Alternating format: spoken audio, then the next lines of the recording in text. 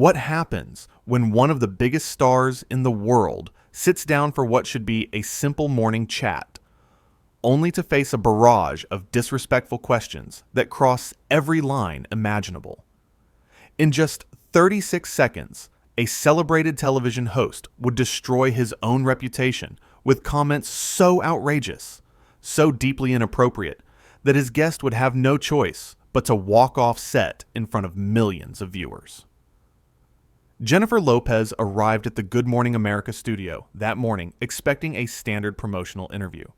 She had a new project to discuss, fans to connect with, and a few minutes of her incredibly busy schedule carved out for what was supposed to be a pleasant conversation. She walked onto that set with a smile, radiating the professionalism and warmth she's known for after decades in the entertainment industry. Michael Strahan greeted her as the cameras began rolling, and for the first minute or so, everything seemed normal. The usual pleasantries were exchanged. He asked about her recent work, and she answered with enthusiasm, clearly excited to share what she'd been working on. But then something shifted. You could see it in his posture, in the way he leaned back in his chair with a smirk that suggested he had something planned, something he thought would make for great television. "So, Jennifer," he began, and there was already an edge to his voice that hadn't been there moments before. "A lot of people have been talking about your personal life lately." Jennifer's smile remained, though it tightened just slightly at the corners. "Well, I'm here to talk about my work, actually," she responded, her tone still friendly, but with a hint of redirection. She was giving him an out, a chance to steer back to professional territory. But Strahan didn't take it. Instead, he pressed forward. Sure, but you have to admit, your relationships have always been a big part of your public image. Some might say you're better known for who you're dating than what you're actually doing career-wise." The air in the studio changed instantly.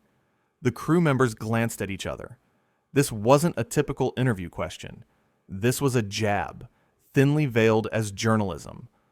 Jennifer's expression shifted from warm to guarded. "I think that's pretty disrespectful, Michael," she said calmly, maintaining her composure. "I've been in this industry for over 30 years. I've sold millions of records, starred in dozens of films, built businesses, and created opportunities for other artists. To reduce all of that to gossip about my dating life is incredibly dismissive." Any reasonable person would have apologized at this point, would have acknowledged they'd overstepped and moved the conversation forward. But Strahan, whether driven by ego or a misguided belief that controversy makes for compelling content, doubled down instead. "Come on, don't be so sensitive," he said, actually chuckling as if her legitimate grievance was somehow amusing. "You put your life out there. You can't be upset when people talk about it. That's the game, right? You use your relationships for publicity, and then get mad when someone asks about them." Jennifer's jaw tightened. Her hands, which had been relaxed in her lap, now gripped the arms of her chair. "Excuse me," she said, her voice lower now, more controlled, but with steel underneath. "Are you seriously suggesting that my personal relationships are publicity stunts? That I use the people I care about for attention?" "I'm just saying what everyone's thinking," Strahan continued, and now his tone had shifted to something almost condescending, as if he were explaining something obvious to a child. "You're always in the tabloids with someone new. It's a pattern, and patterns usually mean strategy." The audacity of this statement hung in the air. Here was a man on national television suggesting that one of the most successful entertainers in the world was fabricating her personal life for fame, as if she needed such tactics, as if her talent and work ethic weren't enough. Jennifer sat perfectly still for a moment, processing what she just heard. "Michael," she began, and her voice was remarkably steady given the circumstances. "I came here as a courtesy. I came here to talk about my work, to connect with people who support me, and to share something I'm proud of. What I'm not here for is to be insulted by someone who clearly hasn't done his homework about who I am or what I've accomplished." But Strahan wasn't backing down. If anything, he seemed energized by the tension, perhaps mistaking conflict for good television. "Oh, I've done my homework, he shot back. Everyone knows your story. Multiple marriages, multiple engagements, always a new romance making headlines. At some point, you have to ask yourself if maybe the problem isn't everyone else. The collective gasp from the crew was almost audible. This had gone from inappropriate to cruel. He was essentially calling her the problem in her own relationships, suggesting some fundamental flaw in her character, and doing it all with cameras rolling and millions watching. It was character assassination disguised as conversation. Jennifer's face went from controlled frustration to something else entirely. This wasn't just anger. This was the look of someone realizing they were sitting across from a person with no boundaries, no respect, and no intention of treating them with basic human dignity. She took a breath, and when she spoke again, her voice was quiet but clear. You know what, Michael? I've sat through difficult interviews before. I've handled tough questions, critical press, people who wanted to provoke me or get a reaction. But what you're doing right now isn't journalism. It's not even entertainment. It's just mean. And it's coming from a place of something I can't quite figure out. But it definitely isn't professionalism. Strahan leaned forward, his expression morphing into something that looked like fake concern, the kind of look someone gives when they're pretending to be sincere. Jennifer, I think you're overreacting. These are legitimate questions that your fans want answers to. My fans? Jennifer repeated, and now there was a hint of disbelief in her voice. My fans love and support me. They don't need you to attack me on their behalf. And these aren't legitimate questions, Michael. These are insults wrapped in questions. There's a difference, and if you can't see that, then maybe you shouldn't be sitting in that chair. The tension was suffocating now. Other hosts at the desk looked uncomfortable, unsure whether to intervene or stay silent. The producers off camera were likely panicking, trying to figure out how to salvage what had become a disaster. But Strahan, incredibly, kept going. I think you're being defensive because there's truth to what I'm saying, he stated, his voice taking on an almost accusatory tone now. Successful women in this industry usually have thick skin. They can handle a little pushback without falling apart. And there it was, the implication that she was weak, that her objection to being disrespected was somehow a character flaw, that standing up for herself meant she couldn't handle criticism. It was gaslighting in real time, an attempt to make her reasonable response seem unreasonable. Jennifer stood up, not dramatically, not with a flourish, but with the quiet dignity of someone who knows their worth and refuses to be diminished. I'm not falling apart, Michael, she said, looking directly at him. I'm making a choice. I'm choosing not to sit here and let you disrespect me for ratings or clicks or whatever you think you're gaining from this. I've worked too hard and come too far to let anyone, including you, treat me like I'm less than what I am. She reached up and removed her microphone, the small clip making a soft sound as it detached. Strahan's expression shifted then, as if he was only now realizing that this wasn't going according to whatever script he'd imagined. Jennifer, come on. Sit back down. Let's talk about this like adults. She paused and looked at him one more time. Adults show each other respect, Michael. They don't mock each other's personal lives. They don't make cruel implications about their character, and they certainly don't try to manipulate someone into accepting bad treatment by calling them sensitive. I'm an adult. That's exactly why I'm leaving. The camera operators didn't know where to point their equipment. Do you keep filming? Do you cut away? This was unprecedented, a complete breakdown of the standard morning show format. Jennifer began walking off the set, her heels clicking against the floor, each step an assertion of her boundaries and self-respect. Strahan called after her, and now his voice had a different quality, something almost desperate. We still have 8 minutes left in the segment. Jennifer didn't turn around. She didn't need to. Her point had been made. One of the producers rushed over to Strahan, whispering urgently, probably trying to figure out how to fill the sudden void in their programming. Another staff member followed Jennifer off set, likely apologizing profusely, understanding that their show had just committed a massive blunder. Back at the desk, Strahan tried to recover, attempting to address the camera with some semblance of normalcy. Well, clearly Jennifer had somewhere else to be, he said, attempting a joke that fell completely flat. The other hosts beside him looked mortified, their expressions revealing what everyone was thinking. This was bad, really bad, and it was entirely his fault. What had started as a routine celebrity interview had devolved into a masterclass in how not to treat a guest, how not to conduct an interview, and how not to behave as a professional. Strahan had apparently believed that he could say whatever he wanted, cross whatever lines he chose, and his position as host would protect him from consequences. He'd believed that Jennifer would simply sit there and take it, that she would prioritize the show over her own dignity. He'd been wrong. The beautiful thing about Jennifer's exit was its simplicity. She didn't scream, didn't throw anything, didn't create a scene in the dramatic sense. She simply exercised her right to leave a situation where she wasn't being treated with basic respect. It was powerful precisely because it was calm, because it showed that you don't have to accept mistreatment just because someone has a microphone and a camera. In the final moments before she disappeared backstage, Jennifer's posture remained perfect, her head held high. There was no defeat in her departure, only dignity.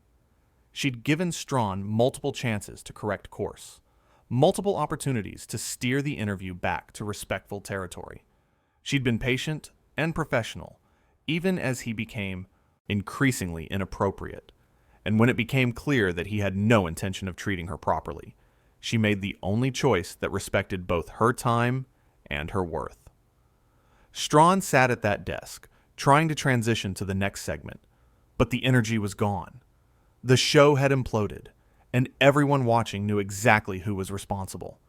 He'd had one of the biggest stars in the world sitting across from him, ready to give a great interview, ready to be charming and engaging, and give the audience exactly what they tuned in for.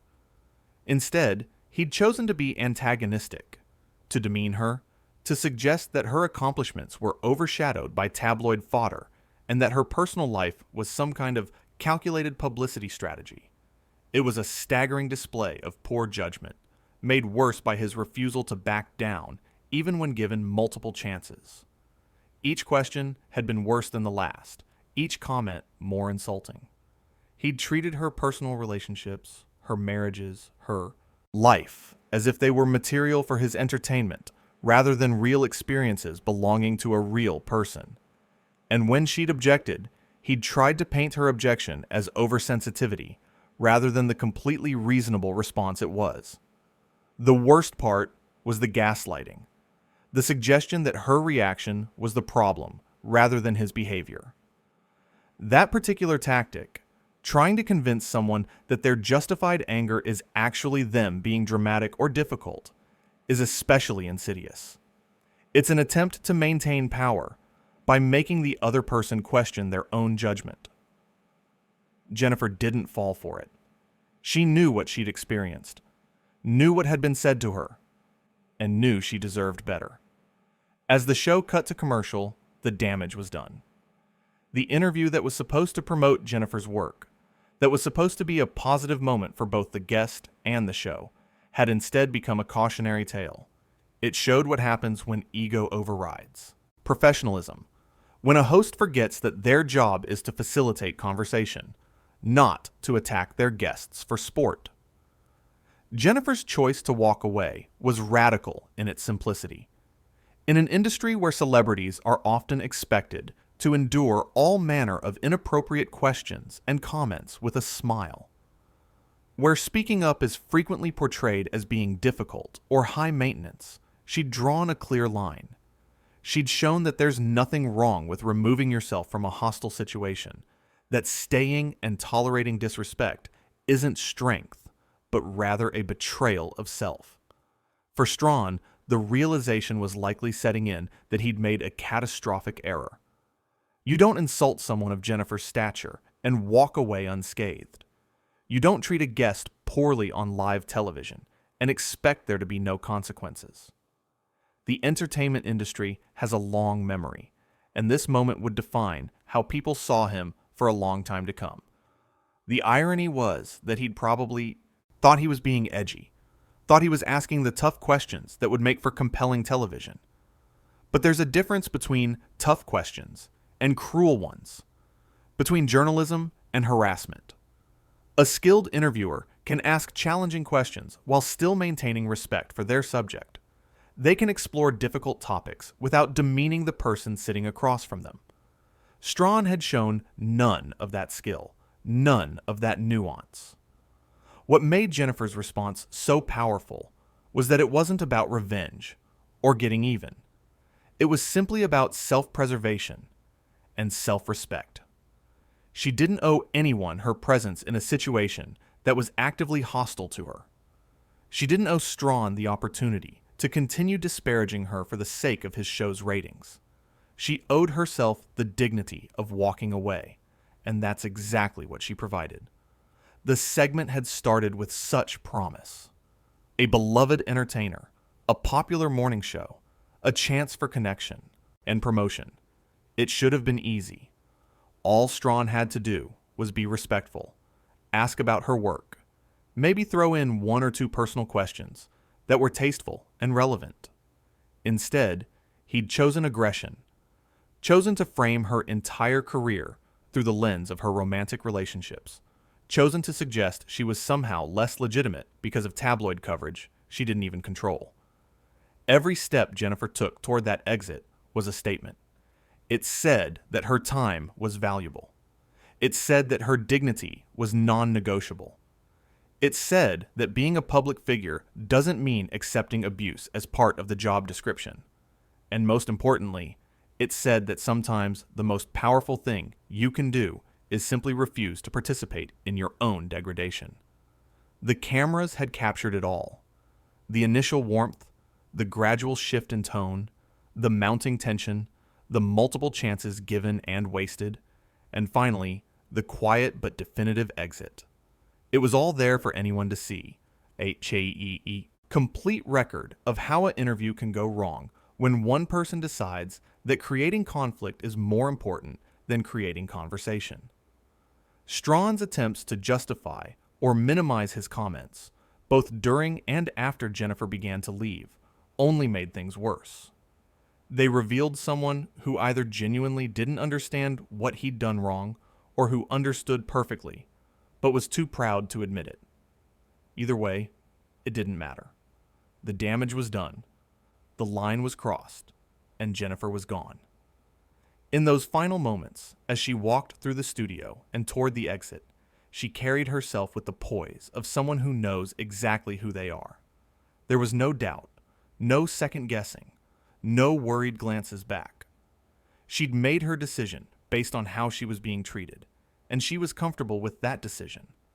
That kind of clarity, that kind of self-assurance comes from decades of experience, from knowing your worth and refusing to negotiate it. The show would go on, but it would go on without her. Strahan would finish his hosting duties for the day, but he'd finish them under a cloud of his own making. The other segments would air, the commercials would run, the credits would roll, but none of it would change what had happened, what had been said, and how spectacularly it had all fallen apart. What should have been a highlight of the morning show circuit had become its lowest moment. What could have been a masterclass in celebrity interviewing had become a cautionary tale about what not to do. And what might have been a pleasant conversation between two professionals had become a demonstration of what happens when one person forgets that basic respect isn't optional. It's essential. Jennifer Lopez had arrived ready to share, ready to connect, ready to be the gracious and engaging guest she'd been hundreds of times before. She'd left because staying would have required accepting unacceptable treatment. The choice was hers to make, and she made it. With the confidence of someone who knows that walking away from disrespect is never the wrong decision, no matter who's watching or what the setting might be. The studio fell into an awkward silence after her departure, the kind of silence that screams louder than any words could. The production assistant stood frozen, unsure of their next move. The other hosts at the desk exchanged glances that communicated everything without saying anything. This wasn't supposed to happen. Morning shows thrive on pleasant conversation, light humor, feel-good moments. What they'd just witnessed was the opposite of all that. Strahan's co-hosts tried to help him save face, one of them offering a weak smile and saying something about moving on to the next topic. But their efforts felt hollow because everyone knew what they'd just seen. They'd watched a host systematically dismantle what should have been an easy, enjoyable interview through sheer arrogance and poor judgment. What made the whole thing even more striking was the contrast between the two people involved. Jennifer had maintained her composure throughout, even as she was being provoked. She'd responded to each inappropriate comment with measured words, giving Strahan chance after chance to correct his behavior. Strahan, on the other hand, had started with subtle jabs and escalated to outright character attacks, showing less control with each passing minute. The audience watching at home had seen it all unfold in real time. They'd watched someone they admired being treated poorly, and they'd watched her handle it with grace before making the decision to leave. That kind of authenticity resonates in ways that scripted television never can. For Jennifer, walking off that set was about more than just one bad interview. It was about setting a precedent, about showing that tolerance for mistreatment has limits. In an industry where public figures often endure uncomfortable situations for the sake of publicity, her willingness to simply say no and leave was almost revolutionary. The thing about boundaries is that they only work if you're willing to enforce them. Jennifer had verbally established her boundaries multiple times during the interview. When Strahan repeatedly violated those boundaries, she enforced them in the most definitive way possible by removing herself. It was a lesson in self-advocacy that went far beyond celebrity drama. Back at the desk, Strahan had to continue hosting as if nothing had happened, as if he hadn't just driven away one of the most famous people in the world. The show must go on, as they say, but going on doesn't mean forgetting. The viewers wouldn't forget. The industry wouldn't forget. The countdown to her exit had started the moment he made that first dismissive comment. Every subsequent remark had been another step toward the inevitable conclusion. It was like watching a slow-motion disaster, where you could see the crash coming, but couldn't stop it, because the person in control refused to change course. Jennifer's measured responses throughout showed someone who understood exactly what was happening.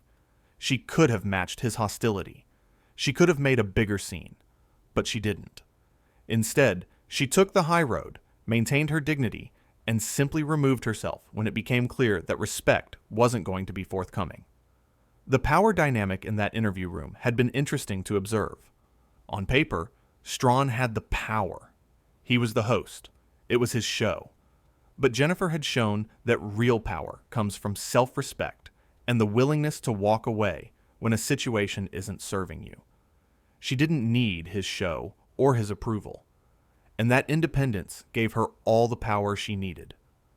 As she disappeared from view, she left behind a studio full of people processing what had just occurred.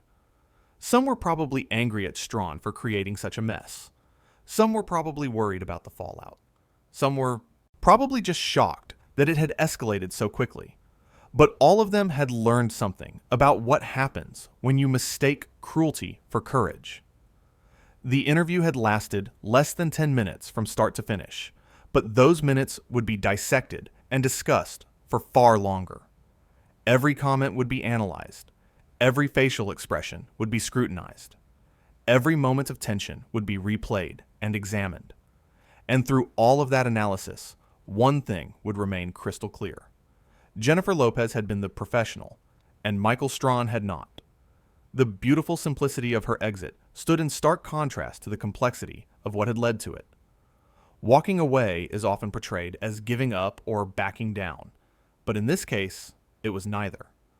It was an assertion of value, a refusal to participate in something degrading, and a reminder that everyone, regardless of fame or status, deserves basic human respect in their interactions with others.